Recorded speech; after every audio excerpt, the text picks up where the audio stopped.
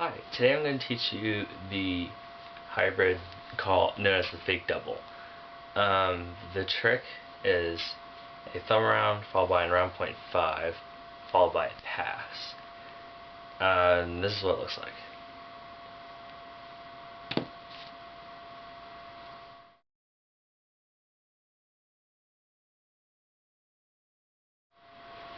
This trick is commonly confused with its counterpart, the extended thumb around, which is that. If you look at my tutorial, I make note of what's different about the two, but this is just the individual trick. Now, it's called a fake double because it's supposed to the double part is a double thumb around, which is that. Since it's a fake double, it has 2 revolutions. It kind of makes sense. So the one thumb around is the 1 revolution. The other 1 revolution is the around 0.5 and the pass, both of which are 0.5 revolutions, making 1. And 1 plus 1 is 2, as we learned in kindergarten. So, do the thumb around, and if you looked at my extended thumb around tutorial, I told you that you should keep your thumb horizontal to you. With this trick, it's not true. With this trick, what you have to do, you do the thumb around, and as soon as the pen gets to about this point, where it's resting between the 2 fingers, you want to turn your wrist so that the top of your index finger points up. This lets the pen get into that finger slot, and then easily lets momentum carry over to the pass, 1, 2 to T1 or whatever you want to notate that as. So again, the trick looks like this. It's a really smooth trick to do. I told you in my extended thumb around tutorial that you can do a thumb around, stop, and then do the 0.5 around, but this trick you can't do that because it's one continuous motion, and that you have to, turn your hand. You can't really stop doing that. Like if you do the thumb around, you can't stop and then turn your hand because the pen doesn't have momentum anymore. So this is how you do the fake double. This trick was actually quite hard for me to get at first, but it's one of my favorites now. And just practice, of course.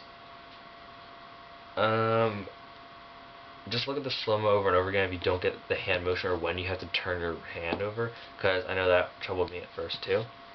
But I'll tell you that, like I said, once the pen gets here where it's swinging this way, then you want to turn your hand, and then you want to open your other fingers and use your middle finger and help the pen pivot like that. Otherwise, if you don't, it'll go like that. So you kind of need your other fingers to be there to get the pen to do the 0.5, the pass, or the pass reverse, I think. I don't know which one, but it looks like that. It's very smooth. It starts palm up or palm sideways and then ends palm down. If you want to learn how to do continuous fake double or continuous extended thumb around, which bothers the heck out of me when people say that, but if you want to learn how to do that, that's another tutorial. I will tell you that you want to try and catch it with the majority weight up front, because then you can do another fake double, but that's another tutorial. If you do end up catching it at the end, I know sometimes I do, that's okay, but you will really want to try to go for consistency. You want to try to get most of the way up front, because this makes it easier to link with other tricks. Like you can do, say, a shadow after it, or you can do another thumb around after this.